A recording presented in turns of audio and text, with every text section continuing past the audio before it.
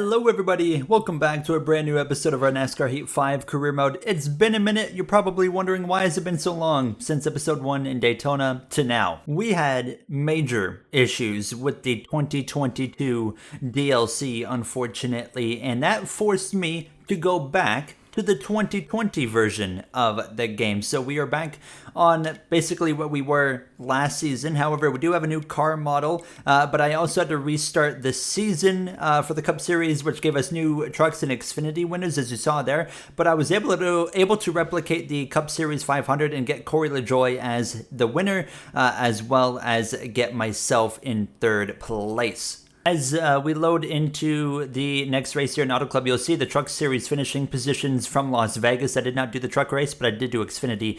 But real quick to explain further, basically the AI with the new DLC were too slow. I kind of bragging on myself a little bit. I was too quick. No matter where I went in the testing, I was too quick in career mode. But the normal race now, it was a little bit quicker. But I knew basically it was going to ruin the career mode series if I stuck with it, so I had to put in a lot of hours and basically do everything all over again on the 2020 side of the game, and here we are now finally kicking things back off. So Daytona, we still have Corey LaJoie as a Daytona 500 winner, as well as a third place effort for us, so nothing changes there really much in the points too much, and LaJoie gets his playoff spot. So we can focus in. You will notice the big difference really is just quite simply this car has 4 gears instead of 5. Now we're back to, like I said, what we had last season. It does have a proper damage model and whatnot, so basically everything just without 5 gears and a different engine sound, and overall a better working game,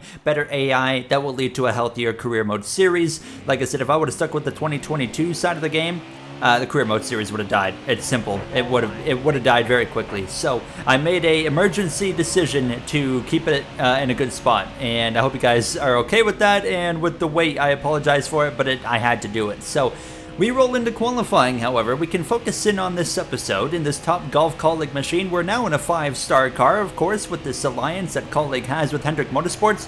How will that differ, change things up from last season at Auto Club into qualifying today? Well, it's going to put us in P18 with a 39.825. I know we have better race pace in this, so I wasn't too concerned about that. As you see the rest of the qualifying order, our teammate of Omendinger there in about 23rd.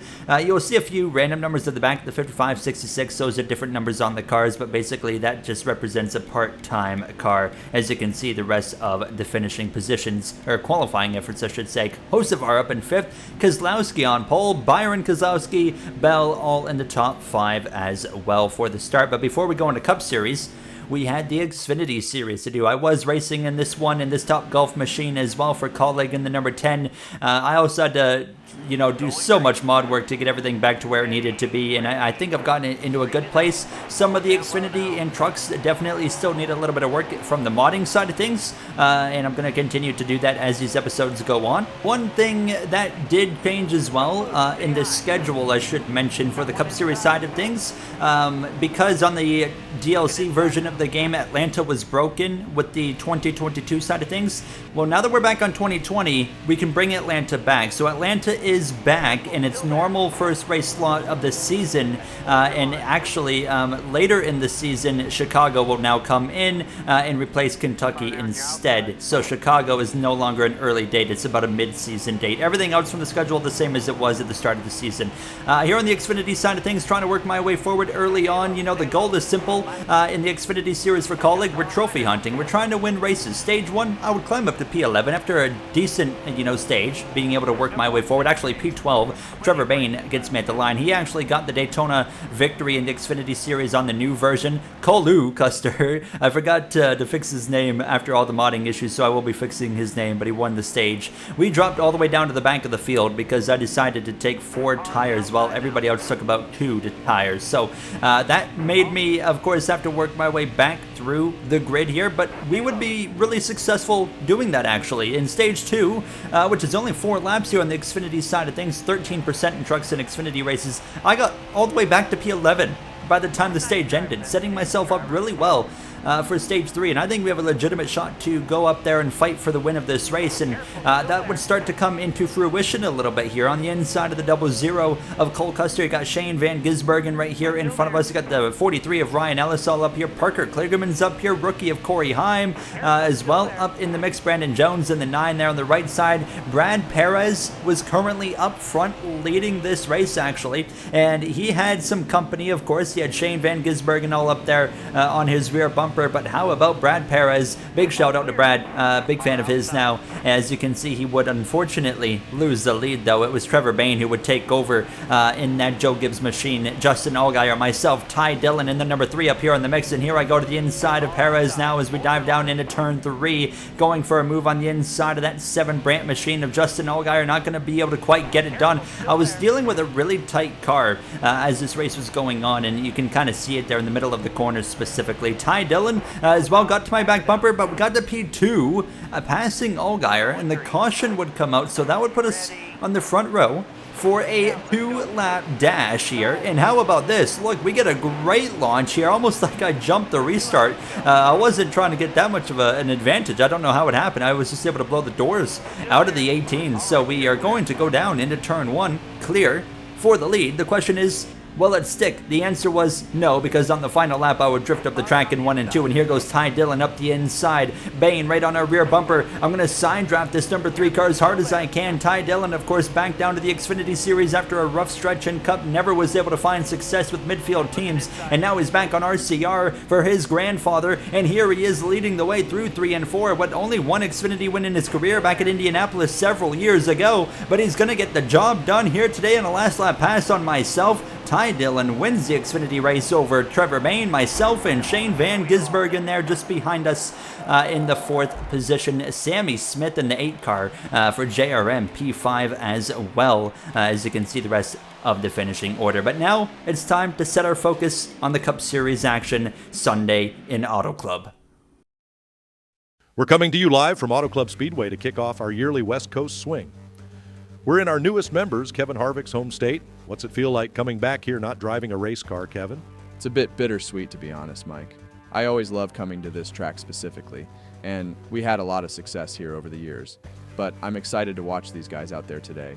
I'll never forget you passing Jimmy Johnson here right at the end of, 2011, I think? That's right. I can tell you right now that you never forget passing Jimmy for a win, especially in that era of his dominance. All right, boys, I think we got a good car here this weekend. Appreciate the hard work from everybody on the team, and hopefully we can all collectively, myself, AJ, and Daniel, get some good efforts today. Yep, good luck today. I'll keep you updated on the other guys' progress.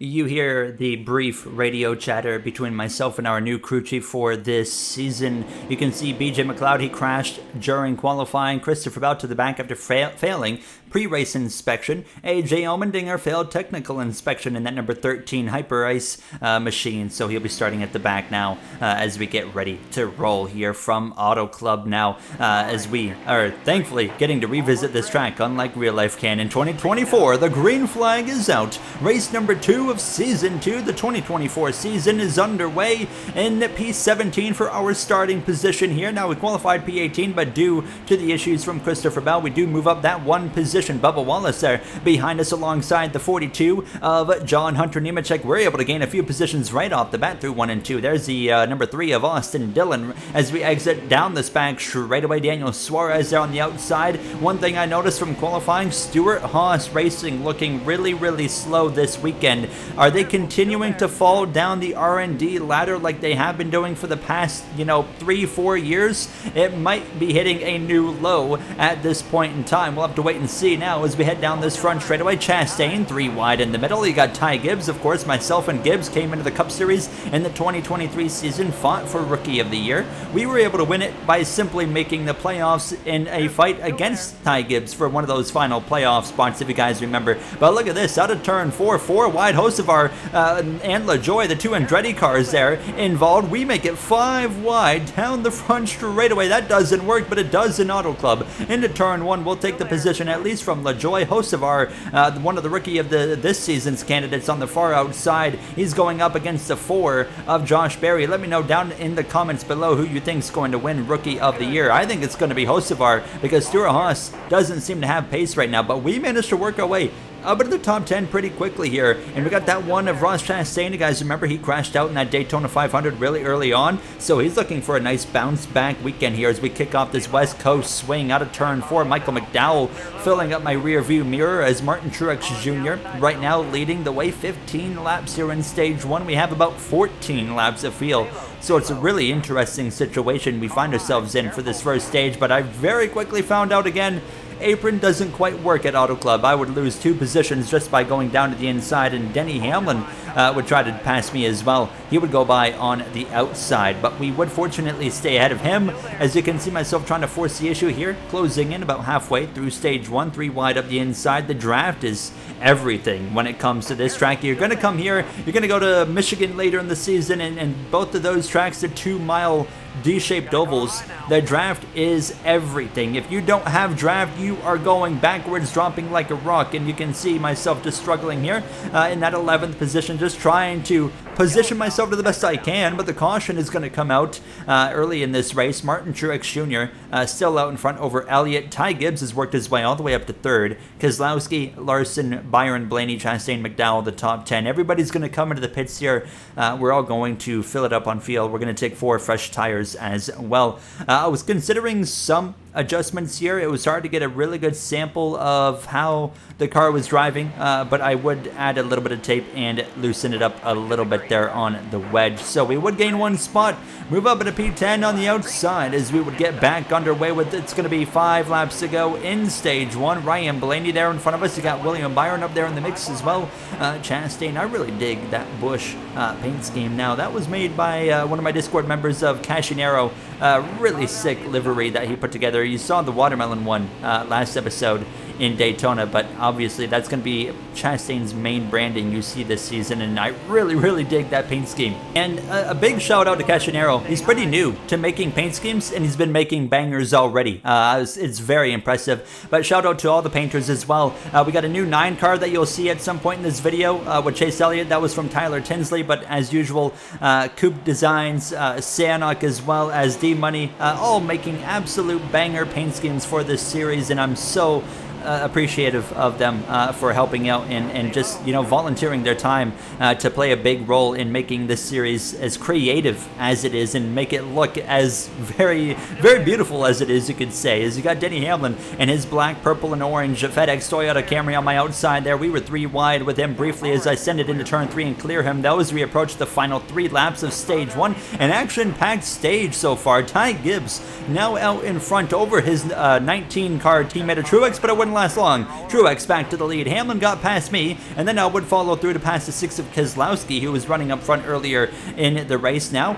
So coming to the final lap of the stage, and we got this whole group of cars right here. The 48, the 11 side by side for 8th and 9th. Byron right here for 10th. I slid up the track. That opens the door for the 12. 3 wide at the line briefly. Tyler Reddick on the outside in that money line machine. We're going to give a shot to the back of the 12, trying to push him forward because that'll help me. We passed the 24 on the inside of the 48 as we came out of turn 2. This is the battle for the final stage point in stage 1. Gibbs back to the lead on the final lap in this stage. Can he hang on over the 19 of Truex? I think he will. We lunge into turn 3 in this blue and white Top Golf machine. Bowman's going to fight back to the outside. However, as we exit turn 4, we use that apron. Doesn't help us. Ty Gibbs is going to come through to win stage 1 over his teammate of Truex and the defending champion. Of course, we cross the stripe. Half a car length is going to grant us P10 for 1 single stage point. It's only 1 point, but you can tell there's a difference in the speed of this colleague team compared to where we were last season. We have got a car that can fight, and this is going to be an exciting season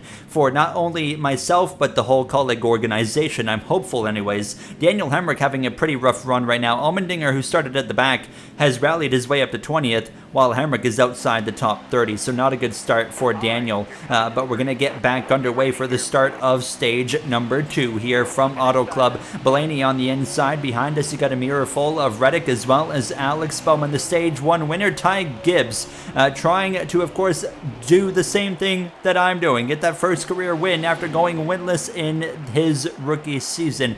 It's not often you see rookies win in the NASCAR Cup Series anymore. You look at the likes of champions of Chase Elliott, Kyle Larson.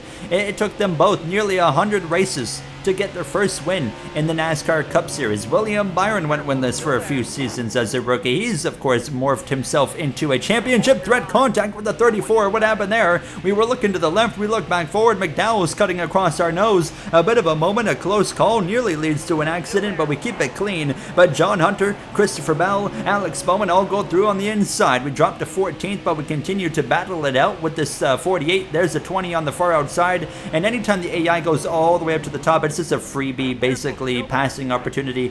You go and pass them really with no issues now. As you can see myself really using up the 48 right there as we exit turn 4. McDowell's going to pounce on that opportunity up the inside. Truex back out in front at this point with 10 laps to go in stage 2, which means also no green flag pit stop necessary here in this stage. But stage 3, that's going to be a different story. That's another thing. Since we went back to the 2020 version of the game, we have the 5 lug nut pit stops basically again. But, you know, that's not a huge deal. We got past John Hunter, and now we were working on passing the 34 of McDowell. But right now, stage points are just not realistic because we're too far back. We're not going to be able to get the draft, so we're basically hoping that a caution is going to come out now that we've gotten past this 34 of McDowell, and there it is. The caution's going to fly, so that works out pretty well for us. So everybody's going to come into the pit lane. Right now, it was showing a bit of a mix, but everybody would end up coming. You see a bunch of smoke pouring out up there in front of us, and I think it was actually from the leader of Martin Truex Jr. I'm pretty sure he was the one that brought out the caution. Everybody would pit for 4 tires and fuel, and I was waiting to see what was going to happen with the 19 because it did look like it was him, and he actually loses 12 spots in the pits. He's down to 13th, so I'm pretty confident.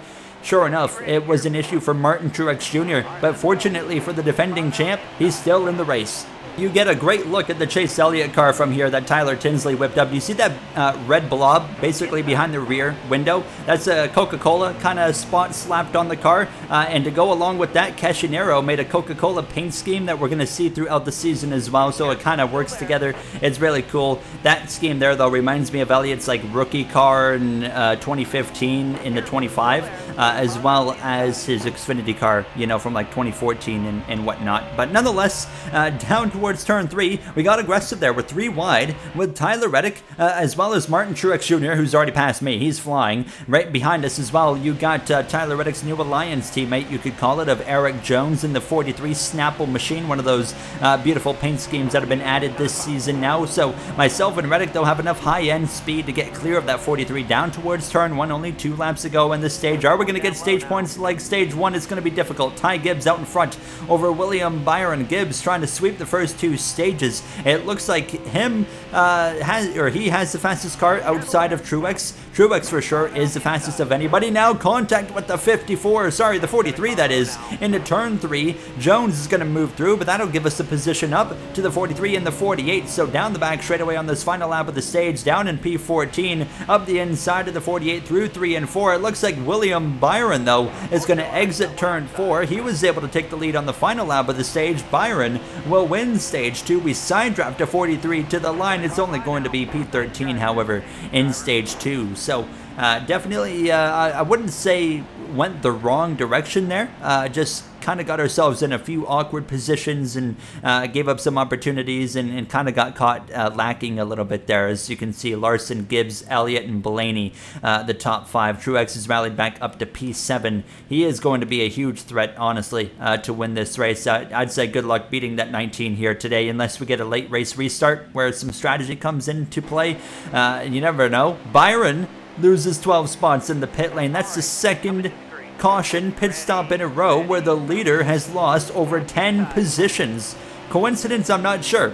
But nonetheless, we're back underway. It's going to be 16 laps of racing here in Stage 3. The Snapple machine moving forward on the run down towards Turn 1. Logano there in that blue and white and red AAA insurance machine trying to move his way forward. Now is Larson out in front. Only one win Kyle Larson had last season in that number 5 car in that 2023 season. A completely different season that he's having in real life 2023. Of course, he just picked the win up this recent race at Las Vegas, and that was an alright race. It wasn't the best Vegas race I've seen, but it wasn't bad either. So Byron, though, forces the issue on the 43, moves himself back towards the top 10 position. Suarez and Bowman side by side behind myself. We got Reddick on the outside of that Money Lion machine side, drafting him here. Now we're going to force it 3 wide with these final 15 laps underway. On the run into Turn 1, you can see up ahead, Truex already into the top 5 on the inside of Ty Gibbs. He's up to 4th place. He's absolutely flying here late in this race. Truex has unbelievable pace, and yet he's not even got a stage win to show for it now. As you can see myself passing Keselowski. Keselowski seems to have really good short run speed, but he definitely is lacking on that long run now. Chase Elliott to the lead. He would get past Kyle Larson, but unfortunately for Elliott, Truex has also passed Kyle Larson, so he was up to 2nd and eventually would take the lead as I continue to battle with this 24 Raptor machine of William Byron. You will see a new Byron scheme as well soon, a new Exalta scheme that he will be representing on that 24 car here in the coming episodes. Here I am now continuing to battle with these guys though. Myself, Byron, Ryan Blaney now as well had kind of drifted back towards us now, starting to think as well about potential for green flag pit stops in these final 10 laps of this race in this Auto Club 400.